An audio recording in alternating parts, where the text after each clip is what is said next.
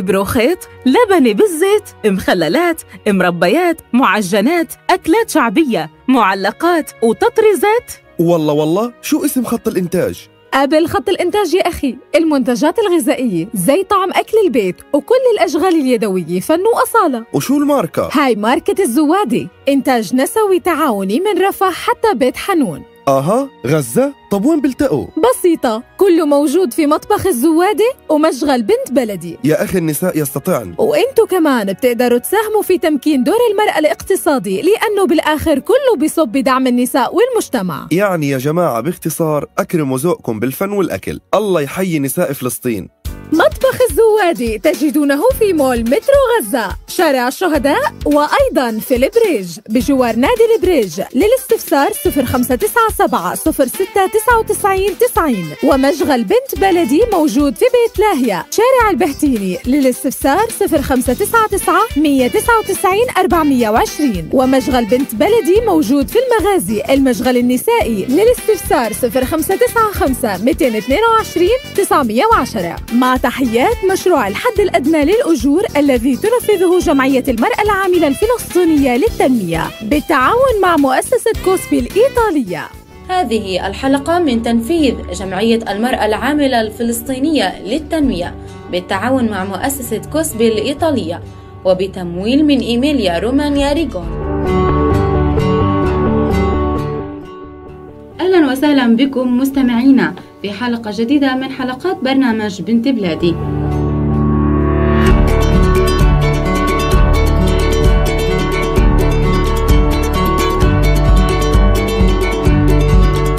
في حلقتنا سيدات حملنا وتحملنا على عاتقهن عبء الحياة الصعبة، وفكرة جديدة وحلم بات يراودهن في نجاحهن، ولا شك أنهم على قدر كبير من المسؤولية. نساء خططن بخطواتهن الواثقة على طريق العمل في مجالات عديدة ومختلفة، ويأخذن بيد الكثير من مثيلاتهن والعديد من النساء التي يحتجن تلك الفرص. سنحاور اليوم ونستضيف شخصيتان لهن أدوار داعمة المنتج النسوي والتمكين الاقتصادي للنساء. سنرحب اليوم في السيدة أيمن أسويرح، مسؤولية تعاونية تربية الأغنام، وأيضا السيدة أميمة حمد، إحدى سيدات تعاونية مشغل بنت بلادي للتطريز في المغازي. أهلا وسهلا بكم ضيفات حلقاتنا.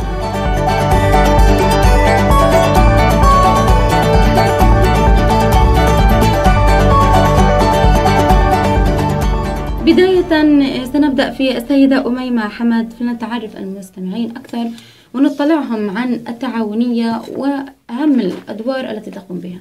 بسم الله الرحمن الرحيم، والصلاة والسلام على أشرف الخلق والمرسلين سيدنا محمد الصادق الأمين. مبارك عليكم شهر رمضان الفضيل، أعاده الله علينا وعليكم بالخير واليمن والبركات. بداية رح أحكي عن التعاونية بشكل عام. إحنا 15 سيدة مكونة من سيدات أرامل ومطلقات وصبايا خريجات تصميم أزياء وفنون جميلة. التعاونية موجودة في المغازي في النشاط النسائي. إحنا مكان شوية فيه حيوية لأنه إحنا في المعسكرات الوسطى، مش من المناطق المهمشة. السيدات موجودين، يعني في عندي منهم من انصراف صبيتين، وفي عندي من البريج، وفي عندي من المغازي. بعض الصبايا اللي موجودين عندي ماخدين دورات تدريبية بالتطريز، وفي ستات كبار بالسن بيعرفوا بالتطريز بالأصل، يعني بنستشيرهم بكتير شغلات عن الحرير وعن القماش وعن شغلات كتير. طب كيف بيتم الإشراف ومتابعة هذا العمل عشان تكملوا وتأدوا بأكبر وجه ممكن، كونك كمسؤولة في هذه تعاونية التطريز؟ كيف بتعملي كمشرفة أو كمسؤولة في هذه التعاونية على تقديم العمل على أكمل وجه ممكن وتناغمي بين أفراد التعاونية الواحدة؟ يعني إحنا أهم شغلة موجودة عنا إنه إحنا نكسب الزبون، ما بنطلعه إلا وهو راضي. شعارنا الفنون جنون، إنه كل شغلة عنا بنقدمها حلوة للسيدات. يعني مش مثلا بقدر إن أنا أختار السيدات اللي وضعهم أسوأ شوية إن أنا أديهم الشغل الأكتر. مثلا الأرملة أو المطلقة أو المعيلة لأسرة بدها مثلا عباية أو بدها تطريز أو إشي، فبضطر إن أنا أخدها هي السيدات التانيين مضطرة أخليها شوية يعني لعمل معين. هذا باتفاق طبعا بيننا وبين السيدات لأنه في تعاون بيننا. ونرحب أيضا بالسيدة أم أيمن سوارح، وكل عام وأنت بخير.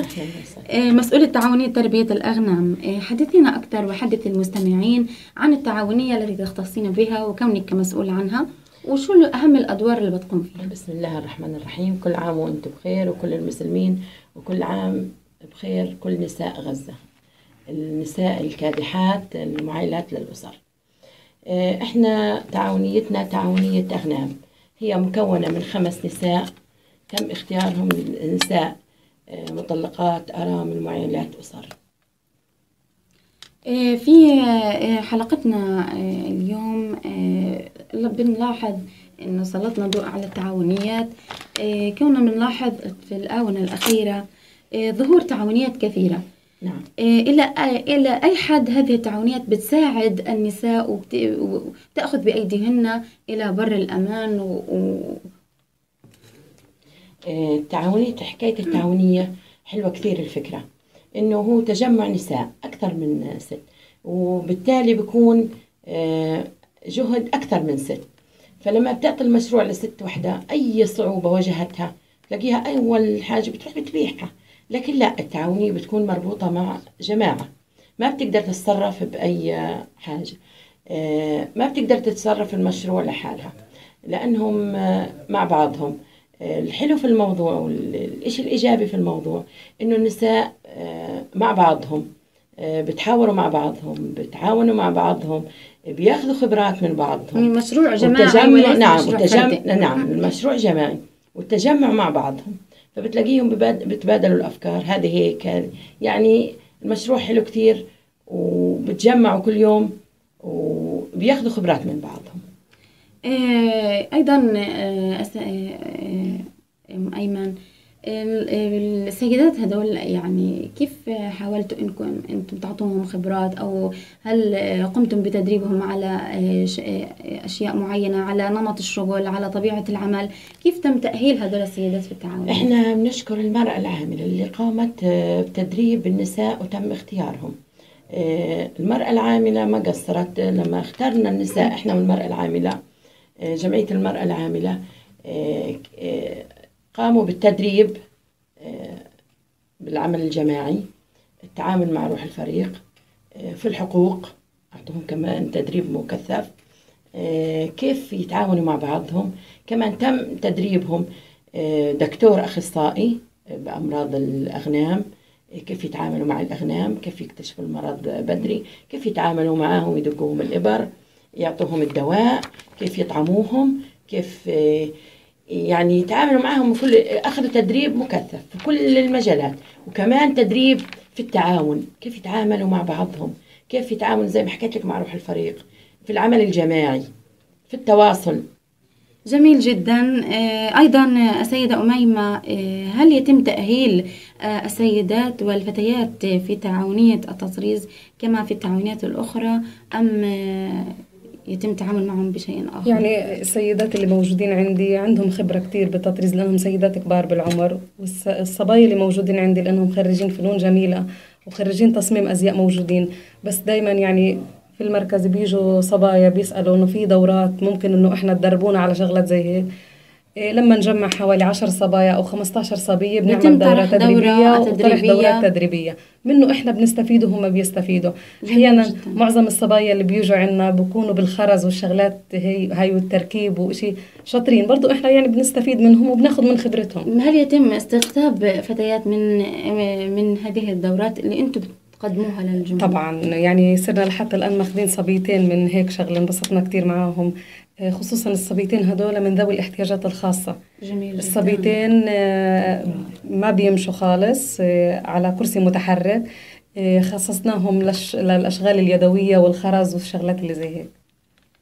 رائع. مستمعينا، بنستكمل حوارنا وحلقتنا، وأخذنا مداخلة أيضا عبر الهاتف للخبير الاقتصادي أمين أبو عيشة، فلنستمع. المنتجات النسوية هي عبارة عن مشاريع استثمارية تعمل على إنتاج سلع، وبعض الحالات تقدم خدمات لأفراد المجتمع، ويكون طبعا من خلال هذا الهدف كتحقيق الربح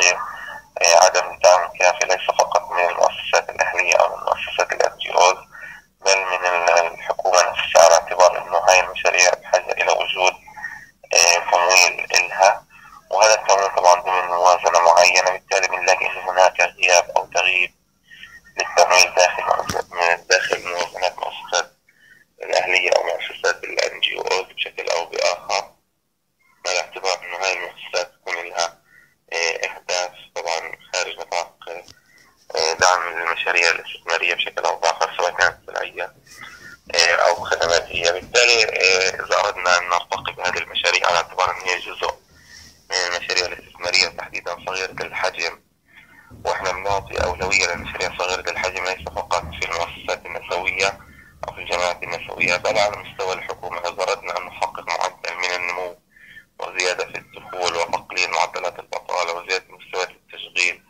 وتحسين فرص العمل، لابد من التركيز على المشاريع الصغيرة ليس فقط للجمعيات النسوية بل للمجتمع بشكل أو بآخر. بالتالي هناك حلقة مفقودة. هذه الحلقة بداية تشمل التمويل، عدم وجود تمويل، عدم وجود دعم كافي حتى من قبل الجهات الحكومية، حتى لو كان هذا الدعم دعم رمزي أو دعم نفسي.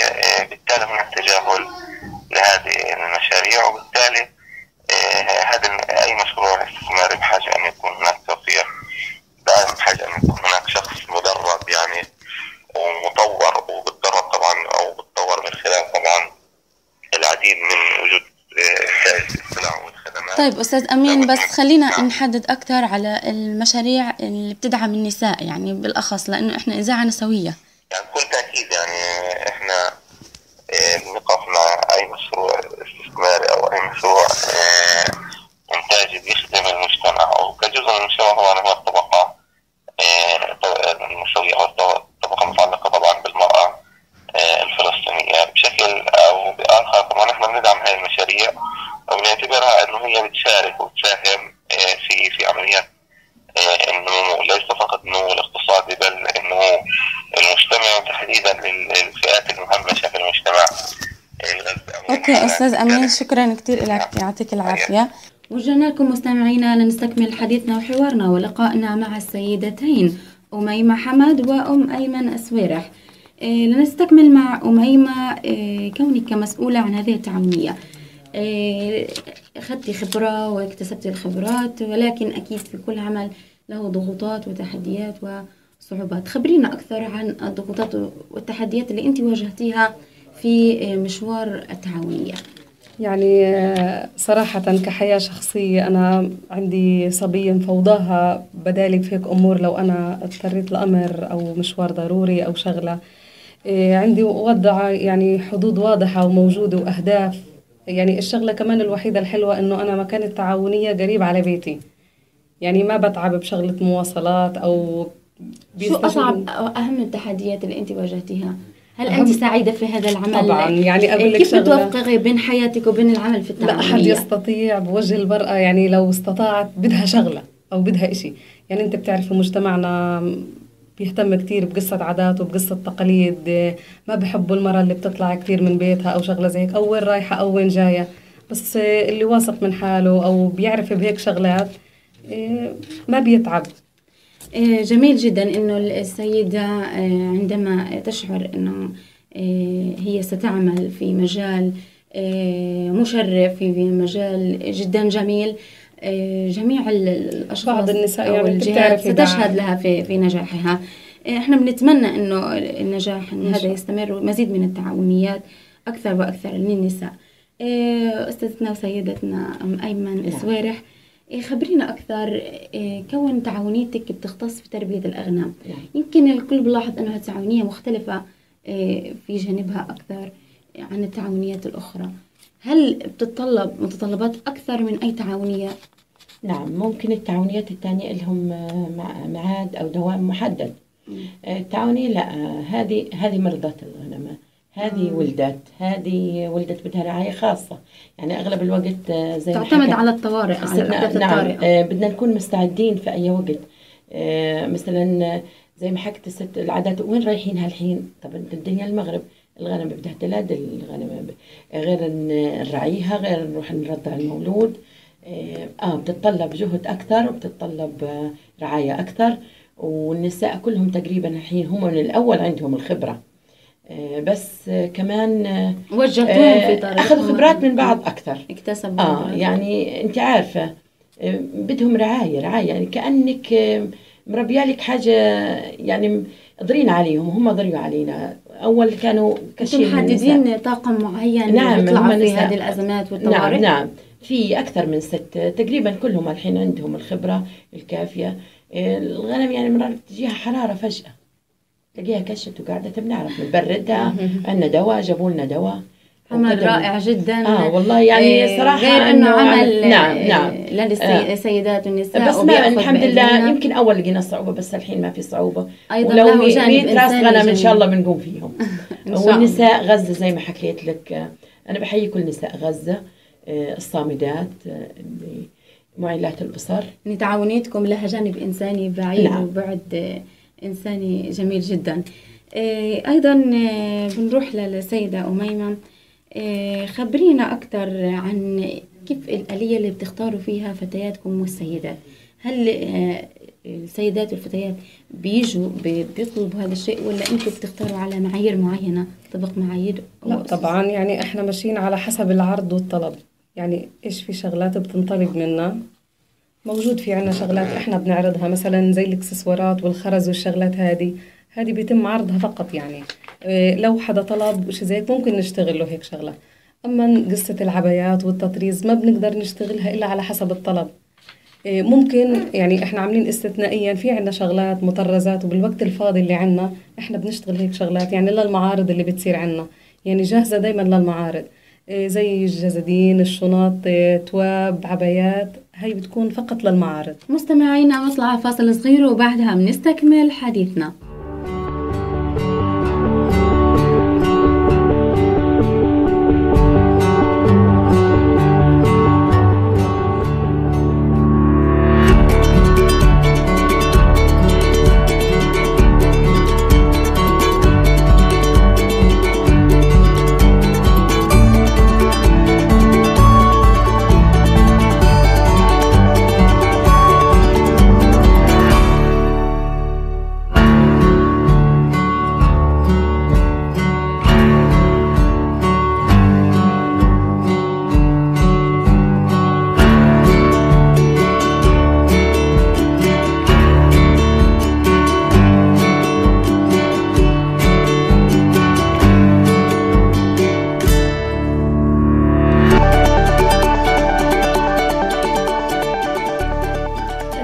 نستكمل حديثنا ولقائنا اليوم مع ضيفتنا وفي التعاونيات التي تأخذ بأيدي السيدات.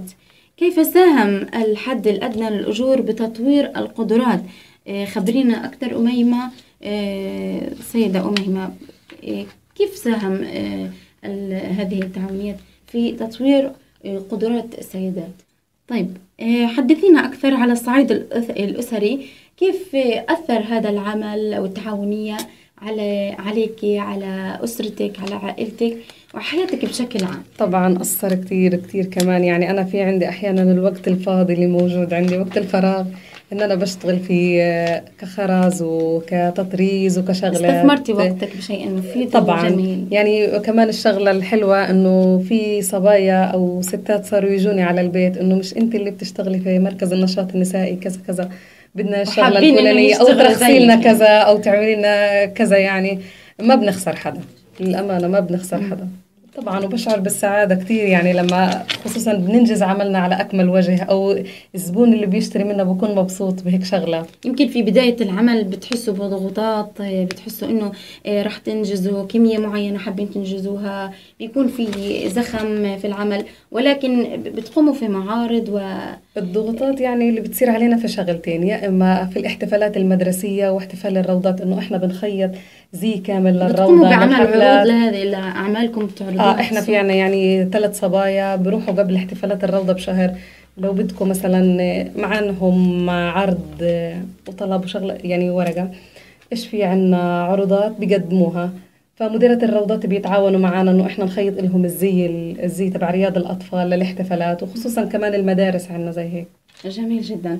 بنرجع لسيدة أم أيمن سويرح نستكمل حوارنا معها. خبرينا أكثر، هل أنت سعيدة في هذه التعاونية؟ وكيف بتوفق بين حياتك الخاصة والعمل في هذه التعاونية كونها تأخذ مجهود، وزي ما خبرتينا سابقا أنه التعاونية ما تختص في ولا تحدد بدوام معين، تعتمد على الطوارئ والأحداث اللي بتصير في المزرعة وفي الأغنام.